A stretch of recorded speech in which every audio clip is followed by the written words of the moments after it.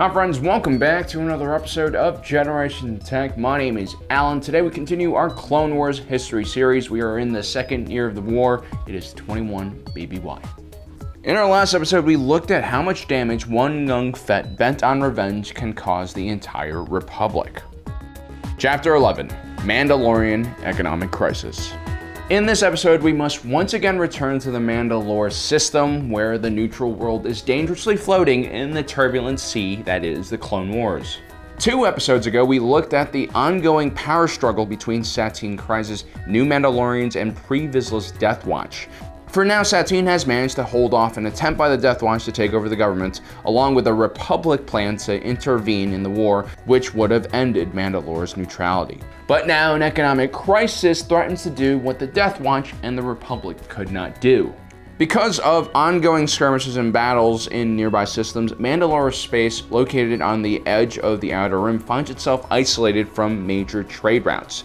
Mandalore has been ravaged over the centuries by constant warfare and pollution, and was incapable of sustaining life without imports from other systems.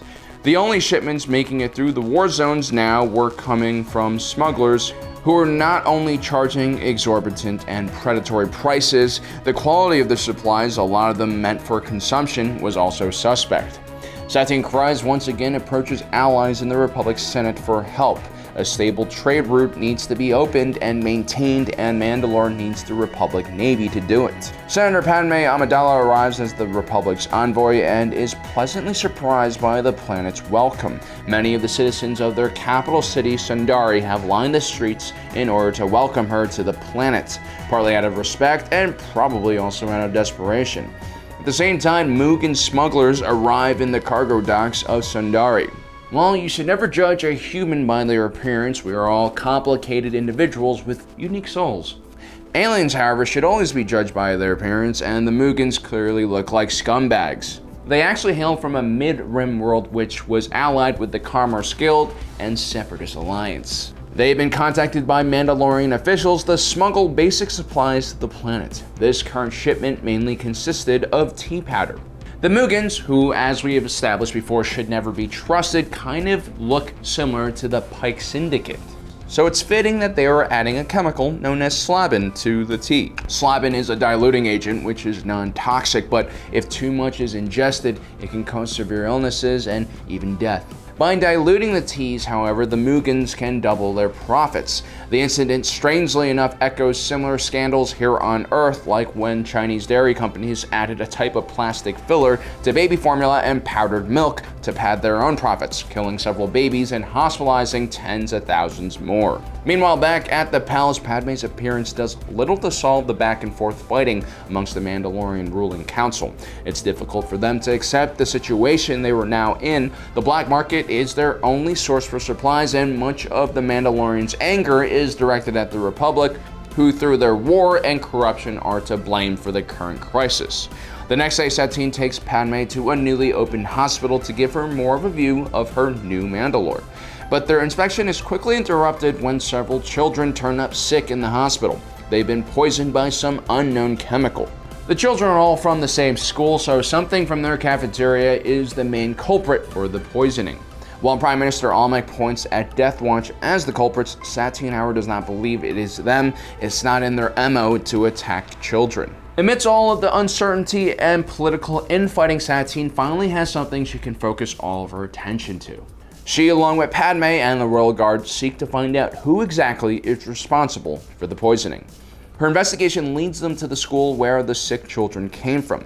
The medical team from the hospital has already inspected the food the children were consuming and have found nothing off. But a third-party vendor also supplied the school with bottled tea drinks, and now the medical team was in the process of checking them out. This, of course, is the same tea that the Mugens were smuggling in with the diluting agent. When Satine questions the superintendent about where the tea is coming from, he attempts to escape but is captured. He confesses he's taken bribes and kickbacks for allowing the tainted tea into the school system. An importer named Sadiq from the shipping company was the one who had contacted the superintendent. Sadiq leads Satine in her investigation to the Mugen smugglers, who were arriving with another shipment later that night. Satine, Padme, and the royal guards go and investigate what is happening and see a corrupt customs official take a bribe from the Muggins that night. The next day, Satine grills the captain of the police and asks how it's possible for something like this to happen. The captain denies any wrongdoing is happening under his watch, but does agree to go to the docks with the Duchess to find out exactly what is happening there. When they arrive, they strangely find one warehouse being guarded by corrupt, unmarked Mandalorian police, who the captain abruptly knocks out. He's a no-nonsense kind of guy. When they enter the warehouse, they find the Muggins preparing their next toxic tea mixture, and quickly both sides drop what they're doing and engage in a firefight. Padme gets a few kills and they arrest the conspirators. Satine tells the captain to burn down the warehouse along with all of the evidence inside it for some reason. And what's even more strange is that the police seem to be carrying flamethrowers in their squad cars. Not really sure why the police would need such weapons, but hey, they're Mandalorians, right? Back to why Satine burns all the evidence. I doubt that she's a part of this scheme, but maybe she doesn't trust anyone in her government or her police to handle all of this contraband. Maybe she just wants to destroy it so no one else can get their hands on it.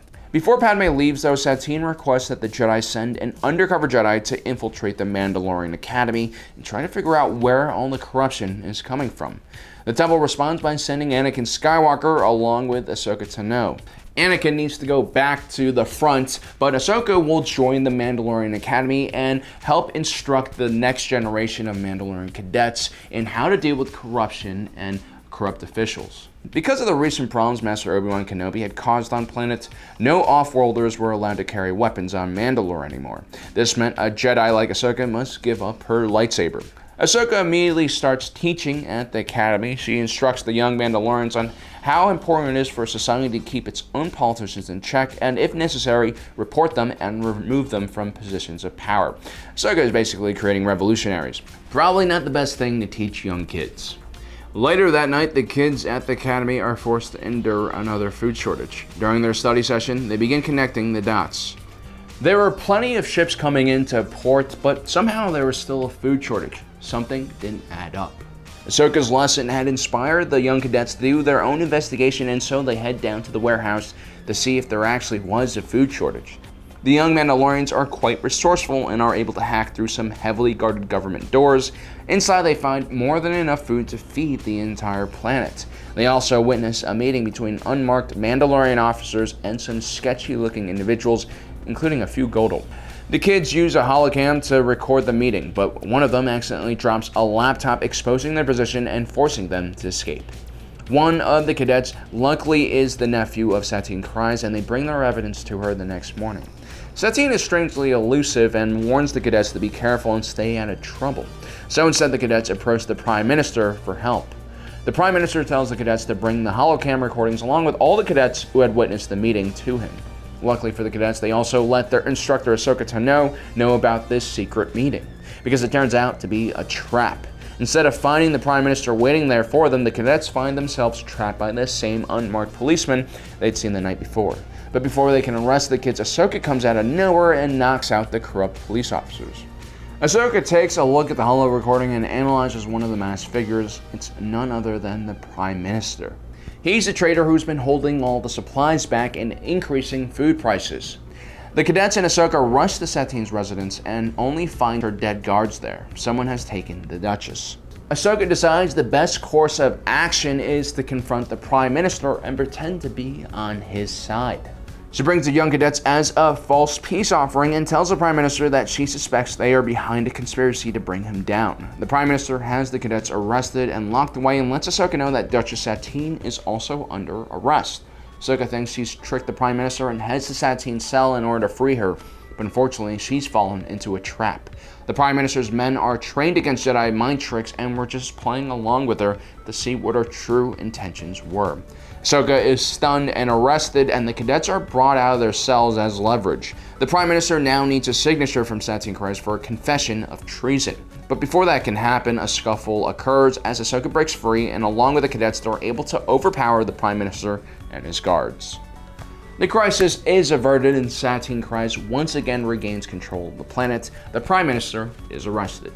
This is the second time in just a few weeks that Mandalore has almost fallen into chaos, this time from the Duchess's own Prime Minister. There's something clearly wrong with this planet, and it's clearly a sign of Satine's inability to rule. I'm not really sure Republic intervention at this point in time is a bad idea. It might be exactly what the planet needs at this point. So there you have it, guys. Mandalore is again pulled back from the brink of collapse and chaos. Satine Crisis' pacifist government clearly is not strong enough to face external and internal threats. Do stick around though, guys. In our next episode, we're going to be looking at the Battle of Kamino, so don't forget to subscribe, hit that notification button so you don't miss out on all that content. As usual, thanks for joining us today. If you're watching this, you are Generation Tech.